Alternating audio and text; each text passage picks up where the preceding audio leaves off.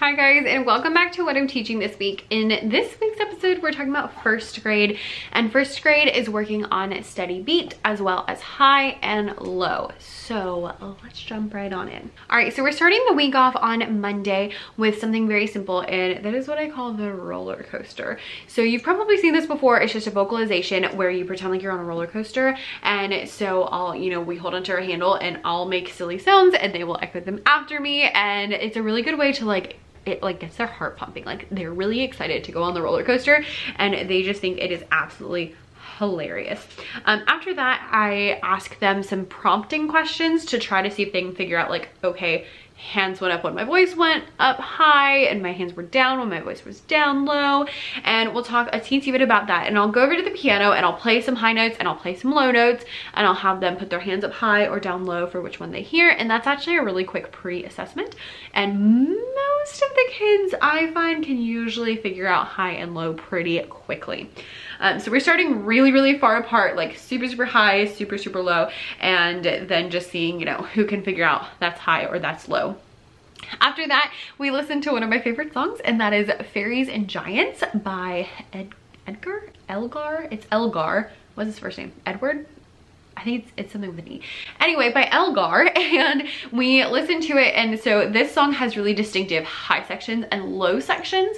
And so what we do for this one is, on the high sections, we flap our wings like fairies.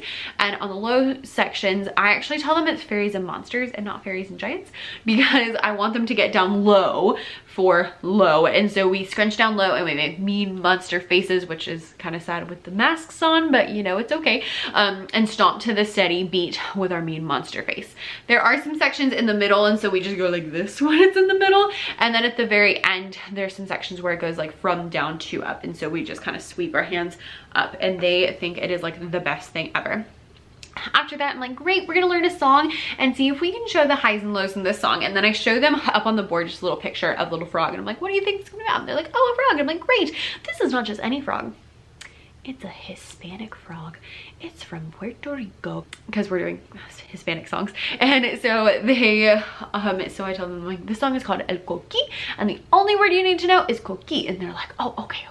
And so I tell them to put a little frog on the end of your finger and trace where the frog is jumping. And so this song is really simple. Like, there is a verse, but I've never learned the verse. I've only ever done the chorus. It goes, coqui, coqui, coqui, kiki, kiki, and that repeats quite a few times. The coquis are these little teeny tiny tree frogs. They're really tiny, and they actually, you can look up on YouTube the sound that they make. They sound like they're saying coqui, which is just hilarious.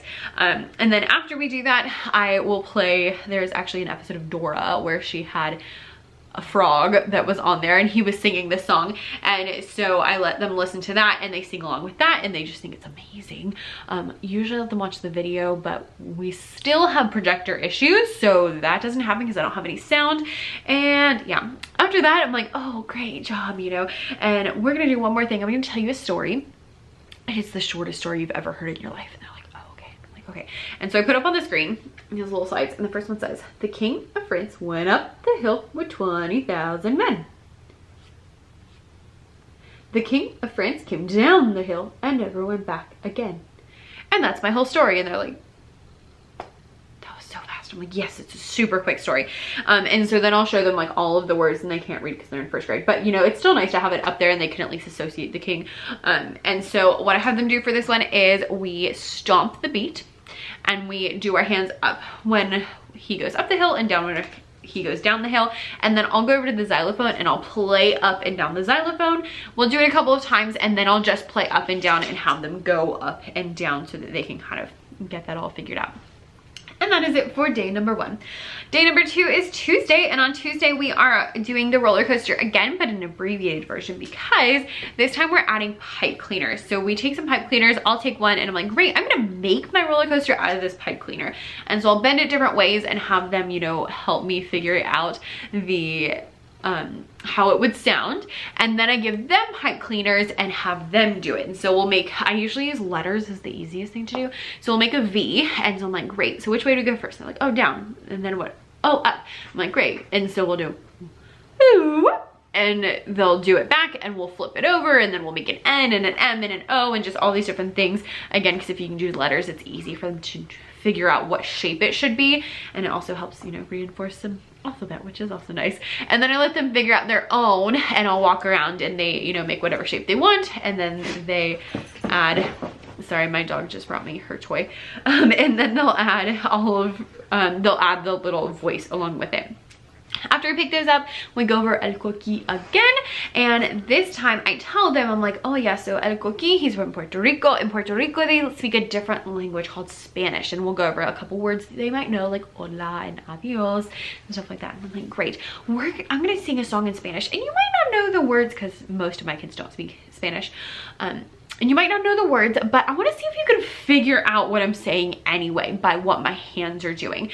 And I'm like, but first, you know, look at the screen and what do you think this is gonna be about? And they're like, oh, it's about chickens. And I'm like, yes, it's about little chickens. They're called los pollitos. So pollitos means little tiny chicken. And we'll sing the song Los Pollitos, and they just follow my hands.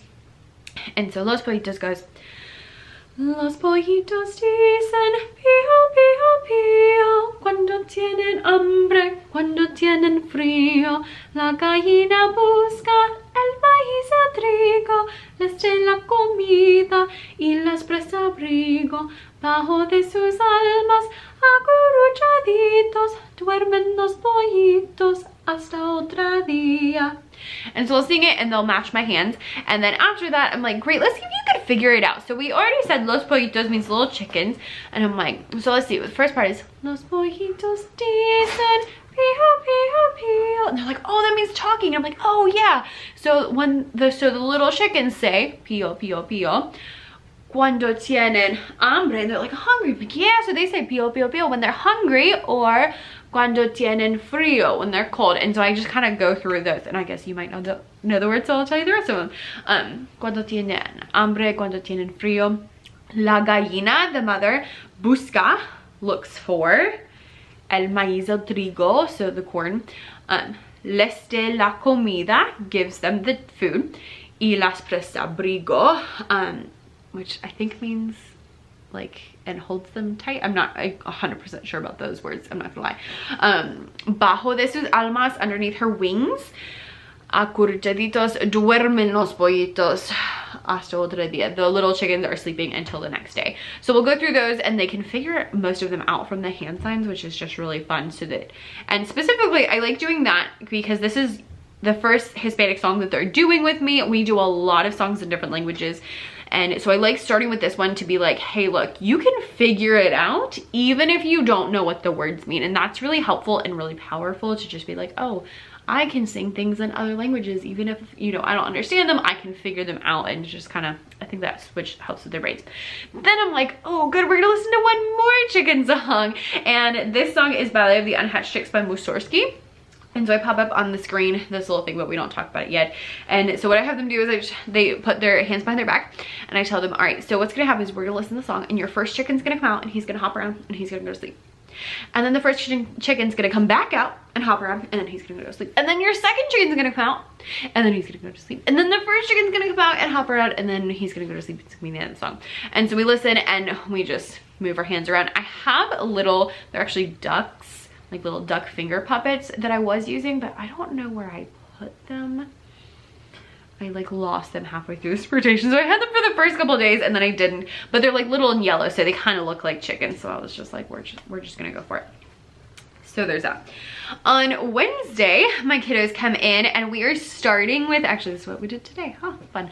We're starting with fairies and giants again, or fairies and monsters, the way I like to do it. This is also really good if you want to do like Halloween but not actually Halloween, because monsters, you know, you got that going for you. And so we'll do it once in their seats, and then I'll let them move around the room if I can trust them, and they just think that's like so much more fun, you know. Of course it's much more exciting. Then after that, we are going over some owl vocalizations. So these are done, so they should be in my TBT shop by the time you see this. They're just little like owls with little areas they can go.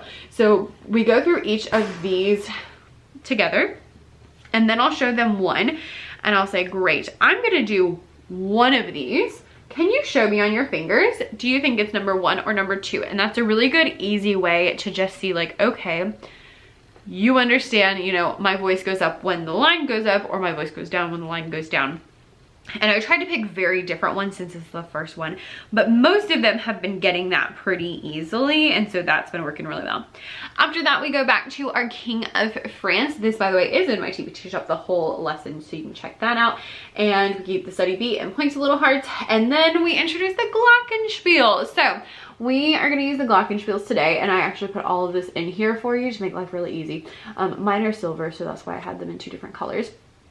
And then I go through and I'm like, so normally our glockenspiel is this way, but I think I got this from Make Moments Matter.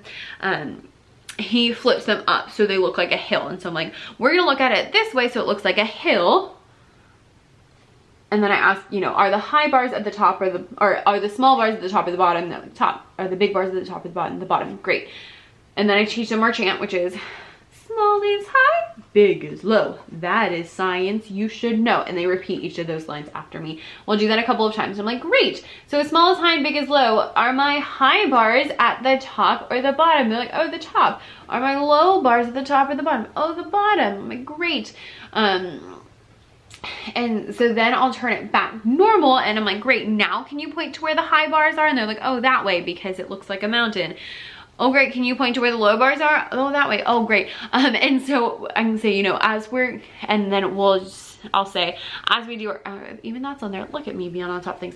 As we do our chant, you're gonna go up the hill when he goes up the hill, and you're gonna go down the hill when he goes down the hill. And so we will keep the beat on our legs, and I have them take turns and come up on the glockenspiels and play up and down. And usually we have enough time to do it a couple times because it's like 12 seconds to do the whole thing. And so that works quite well. And I have lots of mallets, so it's easy to have them put them in a separate thing so I can spray them all down afterwards. And out of all the instruments, I feel like glockenspiels are very easy to clean, especially because they mostly only touch the mallets. I don't usually let them touch the rest of it. On Thursday, we have, if you've been watching, then you'll know, I only ever plan for 4 days out of the week, which is smart because out of this whole rotation, I only had 1 week where I had 5 days. There just always seems to be something. So like this week we have Friday off, next week we have Monday off. 2 weeks ago we had PBIS and we had STEAM Day, so we had 2 days down. And so there's just always something that comes up. So I do Thursdays as like an alternate day, but it's like if we don't do any of this, it's fine. So if I do that one time, I happen to have them on Thursdays, we go over Los Pollitos again. We'll go over Ballet of the Unhatched Chicks a couple of times and we'll add the movements. So first we'll do it with our hands, and then I'm like, great, this time we're gonna listen. And when your A chicken comes out, we're gonna, we stand up and we like tiptoe really quickly and do, I call it quick feet. And then on the B section, we stand still and we go side to side, and those match pretty well. And this is in my Ballet of the Unhatched Chicks lesson pack, which talks all about form. I'm not using it for form, but you totally can, which is why it goes through that. And I do put that up on the screen. And so we do that, and we'll do it, you know, in our seats a couple times. We'll do it around the room a couple times. We'll add scarves, which makes it extra fun, and it's just a good time. And then after that, we drew pictures. I had them draw I call them an A chicken and a B chicken. And then they held up the chicken on the A side, and then they had to flip to the B section as they listened after they drew their chickens. And that took plenty of time. On Friday, they come in and we're doing our little owl vocalizations again. And they end with, the owl found his home. Oh, good. And then after that, we're going over the King of France. We're tapping the study beat. Is that what we're doing? Yes. And then we grab some instruments. We play the study beat along with the instruments.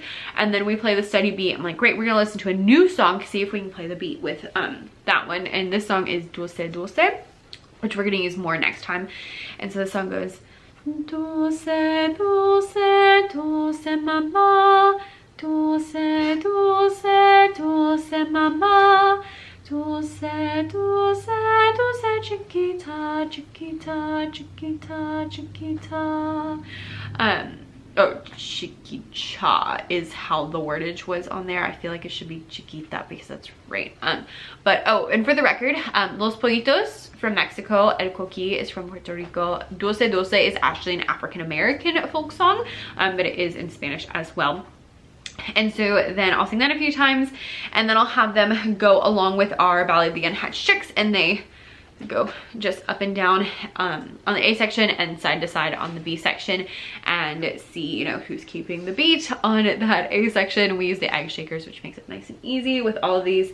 And then I have them put those up, and the last thing we're doing is pointing to the dulce heartbeats up on the screen. And then we play a game, because on Fridays, if they earn points, then they get a game. Although I think my first grade this week only has a few points for tomorrow. We shall see. Last week, I haven't had any kids where I had, so I do teacher versus student points, and I haven't had any groups that I had more points to them. But last week, my second graders only had 1 point more than me. And so what I do is, if I tell them, if you're working hard, you get a point. If I'm working harder than you are, like I have to repeat myself, or, you know, you're not following directions, then I get a point. And so last week they had 1 point more than me, so we take theirs and subtract mine out. Whatever's left over is how many minutes you get of game time. And so it was like the quickest game time ever. It was hilarious. And I was like, and that's all the time we have, because you only had 1 minute. They were like, oh, okay. So hopefully next time I can lord that over them, that we only had 1 minute, and see if we can have more minutes, because they were in rare form last week. Anyway, that is all that my first graders are doing for this month. That was most of October and most of September and part of October. Anyway, thank you guys so much for watching. If you are an elementary music teacher and you enjoyed that, make sure you hit the subscribe button down below, because I post one of these every single week talking about a different grade level and what they're doing for the month of whatever. Next week, I don't know what we're doing next week, because I don't know where we're on, but we'll do something next week. Anyway, thanks so much for watching, and I'll see you later. Bye.